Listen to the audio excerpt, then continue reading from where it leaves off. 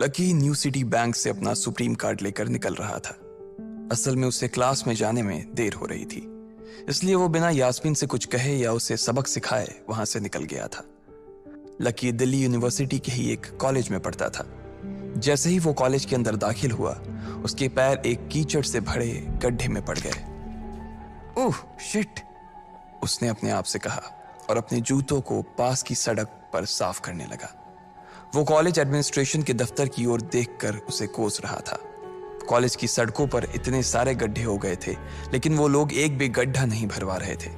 जब भी लकी इस चीज की कंप्लेन करने के लिए वहां जाता, तो वो इसे ये कह देते कि फंड ही नहीं है। उसने जैसे तैसे अपना जूता तो साफ कर लिया था, लेकिन वो अपनी पैंट पर लगे कीचड़ के दाग को साफ नहीं कर पाया था। वो बाथरूम की ओर जा पाता, इतने में क्लास की घंटी बज गई। वो भागते हुए क्लास में पहुंचा। उसने दरवाजे के बाहर से ही देखा कि प्रोफेसर कमलनाथ मिश्रा पोडियम पर आ गए थे और उन्होंने आज के लेक्चर की शुरुआत भी कर दी थी। जैसे ही उनकी नजर बाहर खड़े लकी पर पड़ी, तो उनकी आंखें निराशा से भर आई। इधर लकी का सिर भी शर्म से झुक गया था और उसे अंदर ही अंदर बुरा लग रहा था। कॉलेज में जितने भी प्रोफेसर थे, उनमें से कमलनाथ जी को लकी सबसे ज्यादा पसंद करता था। बाकी प्रोफेसर ये बात जानते थे कि लकी पढ़ाई के साथ साथ जॉब भी करता था, इसलिए उसका पढ़ाई में ध्यान नहीं था। इसलिए वो भी लकी के ऊपर ज्यादा ध्यान नहीं देते थे। कुछ लोग तो पूरी क्लास के सामने उसका मजाक भी उड़ाते थे, लेकिन सिर्फ कमलनाथ जी ही ऐसे प्रोफेसर थे जो उसके साथ बराबरी का व्यवहार करते थे। लकी बिना कुछ कहे वैसे ही अपना सिर नीचे झुकाए क्लास में दाखिल हो गया। जैसे ही उसके पैर क्लास में पड़े, सभी लोग उसकी ओर देखने लगे। अबे ये फटीचर कब से लेट आने लगा? सूरज पश्चिम से उग सकता है, लेकिन ये कभी लेट नहीं हो सकता। आज क्या हो गया इसे? एक लड़के ने लकी को चिढ़ाते हुए कहा। अबे यार, इसकी पैंट तो देख, कितनी गंदी है। भाई क्लास में लड़कियां भी होती हैं, कम से कम कपड़े तो ढंग से पहन के आ यार। दूसरे लड़के ने कहा और उसकी ये बात सुनकर उसके पास बैठी लड़की हंस दी और बोली, अरे कहां से पहन कर आता? कपड़े के लिए तो पैसे हैं नहीं इसके पास। एक ये कपड़ा है इसके पास, बहुत है इसके लिए। क्लास में बैठे सभी लोगों ने लकी के ऊपर फफ्तियां कसनी शुरू कर दी थी।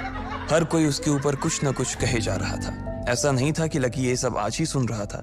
इस तरह की फफ्तियों का सामना वो रोज करता था। रोज उसे ऐसी बातें सुनकर बुरा भी लगता था और आज भी उसने अपना सिर नीचे तो झुका लिया था, लेकिन आज उसके चेहरे पर एक मुस्कान थी। इन लोगों को पता नहीं था कि यह अनलकी आज कितना लकी होकर आ रहा है। जैसे ही क्लास में बैठे बच्चों का शोर बढ़ने लगा, उधर से कमलनाथ जी ने चिल्लाते हुए कहा, आपस में बात करना बंद करो। अगर तुम लोग इस तरह बात करते रहोगे तो मैं आगे नहीं पढ़ाऊंगा। सभी लोग शांत होकर उनकी बात सुनने लग गए। तब तक लकी भी अपनी कुर्सी पर जाकर बैठ गया था। कमलनाथ जी ने फिर से पढ़ाना शुरू किया और पढ़ाते पढ़ाते ना जाने क्यों उनकी नजर बार बार लकी की ओर जा रही थी। लकी को समझ नहीं आ रहा था कि कमलनाथ जी ऐसा जानबूझकर कर रहे थे।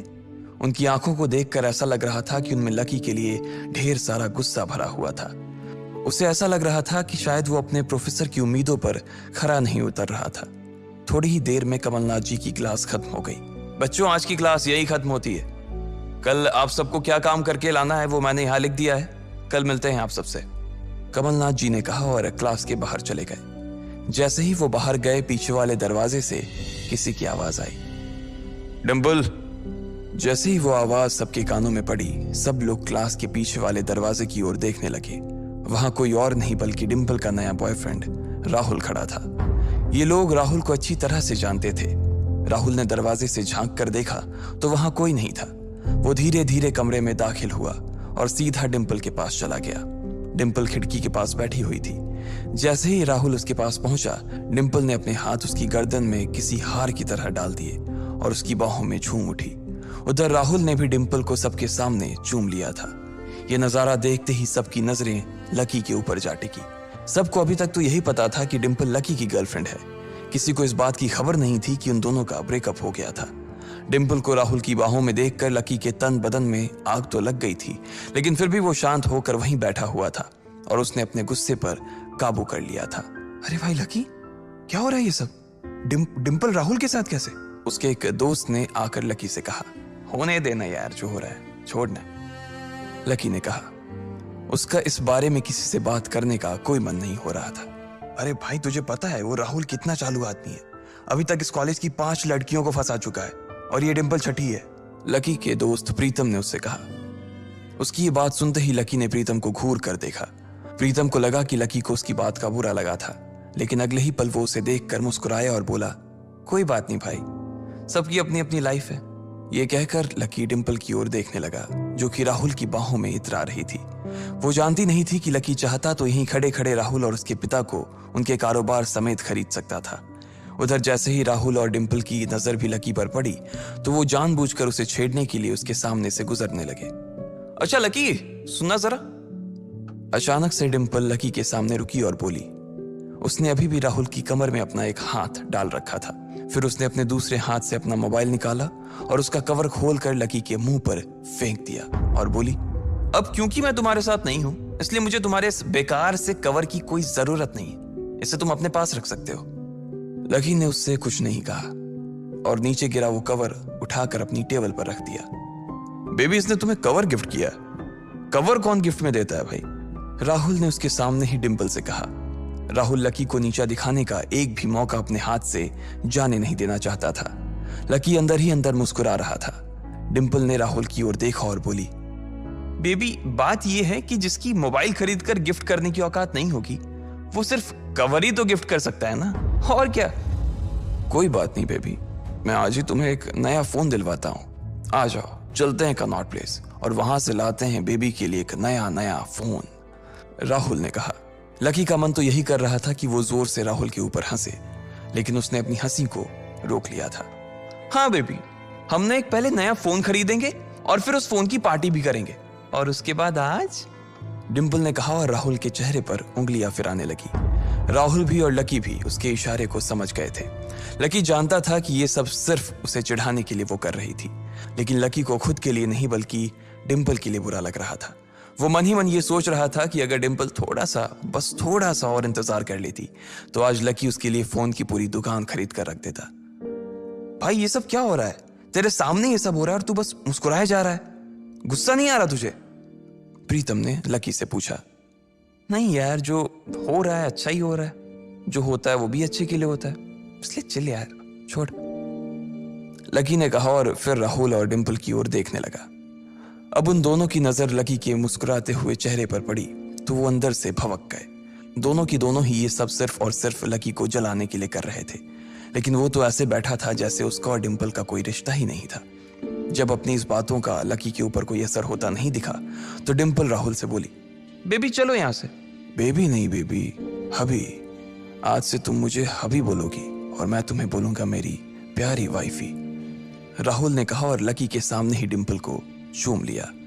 ये देखते ही लकी थोड़ा सा जल्द भुन तो गया और उसका जवाब भी वो राहुल को देना चाहता था, इसलिए उसने कहा, डिंपल ये सब क्यों कर रही हो तुम?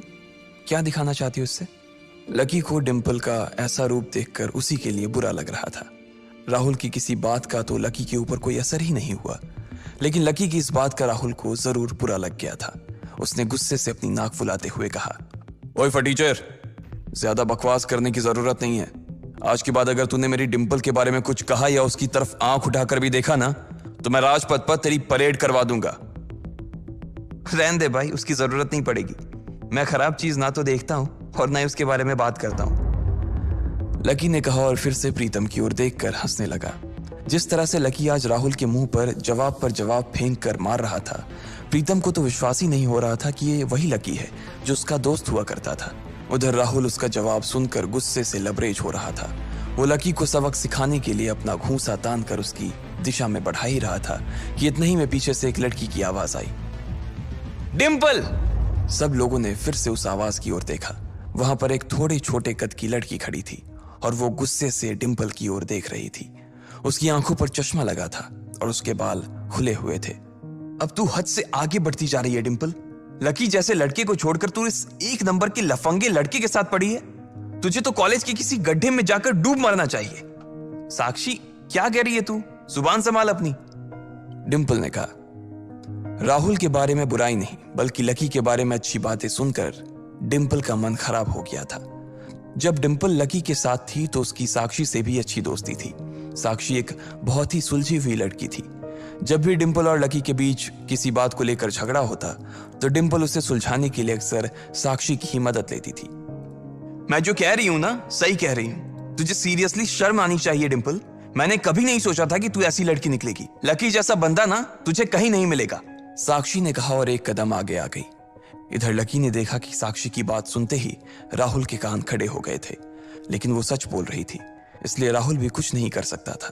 साक्षी लकी के पास आकर खड़ी हुई और बोली, तू इतनी जल्दी कैसे भूल गई यार? लकी तेरे लिए हर टफ टाइम में खड़ा रहा था। जब भी तू बीमार होती थी और तेरे खड़े होने की भी हालत नहीं होती थी तो बेचारा तेरे लिए खाना बनाता था, तेरे कपड़े धोता था और तो और तेरे लिए दवाई तक लेके आता था। तुझे याद है ना जब हम हिमाचल घूमने गए थे और तेरे पैर में मोच आ गई थी तो ये बेचारा अपनी नौकरी छोड़कर भागा भागा रात में हमारे पास आ गया था। इतना प्यार किया इसने तुझसे और तू इसे छोड़कर जा रही है, साक्षी ने कहा। अपने लिए साक्षी के मुंह से इतना सब कुछ सुन लेने के बाद लकी ने अपनी गर्दन नीचे झुका ली थी। उसे डिंपल के साथ बिताए वो सारे लम्हे याद आ रहे थे। वो डिंपल के ऊपर जान छिड़कता था। उसका बस चलता तो वो डिंपल को अपनी हथेलियों पर लेकर घूमता। भले ही उस वक्त उसके पास पैसे नहीं थे, लेकिन वो फिर भी डिंपल की छोटी सी छोटी डिमांड को पूरा करने के लिए अपनी जान लगा देता था। जो कवर डिंपल ने उसके मुंह पर फेंक कर मारा था, वो कवर को खरीदने के लिए लकी ने 3 दिन तक ओवर टाइम किया था। लकी को जैसे ही ये सब याद आया, उसकी पलकों की कोरे भींग गई थी। इधर साक्षी की बात पूरी नहीं हुई थी। उसने आगे कहा, अरे ये लकी अपनी छोटी सी सैलरी में से भी रोज तेरे गोलगप्पे के लिए पैसे निकाल लेता था। तुझे नहीं पता है, मुझे पता है कि आज भी एक बाइक खरीदने के लिए बंदा तेरे लिए पैसे जुटा रहा था। रोज दाल और रोटी खा रहा है सिर्फ इसलिए ताकि तुझे बाइक पर घुमा सके, और तू ऐसे आदमी को नीचा दिखाने की कोशिश कर रही है। ये सब सुनकर डिंपल का चेहरा ही बुझ गया था। उसे भी साक्षी की कही बातें दिल पर लग रही थी, लेकिन इस वक्त वो राहुल के साथ थी और उसका हाथ राहुल की कमर में था। वो चाह कर भी राहुल के खिलाफ ना तो कुछ बोल सकती थी और ना ही कुछ सुन सकती थी, इसलिए उसने अपने बचाव में कहा, हाँ तो ये तो इसका प्रॉब्लम है ना। मैंने इससे पहले ही कहा था कि ये मेरा प्यार अफोर्ड नहीं कर पाएगा, तो फिर ये मेरे साथ इतना आगे क्यों बढ़ा? आज अगर मैं चीज सैंडविच खा सकती हूँ तो फिर मैं बिना घी वाली रोटी क्यों खाऊं? लकी डिंपल की ये बात सब सुन रहा था और उससे पहले कि वो कुछ जवाब देता, अचानक ही उसका फोन बज उठा। उसने मोबाइल निकाल कर देखा तो पाया कि किसी अनजान नंबर से उसे फोन आया था। साक्षी और डिंपल के बीच हो रही बहस के बीच ही लकी फोन उठाने के लिए वहां से निकल गया। देखा कितनी बदतमीजी से उठ के चला गया, चलो अभी। डिंपल ने राहुल के हाथ को कसकर पकड़ा और निकल गई। इधर फोन पर लकी कुछ बोलता उससे पहले ही दूसरी तरफ से आवाज आई, बहुत हो गया लक्ष्मण, अब बस घर आ जा जल्दी से। यह आवाज सुनते ही लकी एक पल में उसे पहचान गया था। उसके दिमाग से डिंपल के सारे ख्यालात चले गए थे और सिर्फ उस आवाज को सुनकर ही उसकी आंखें भीग आई थी।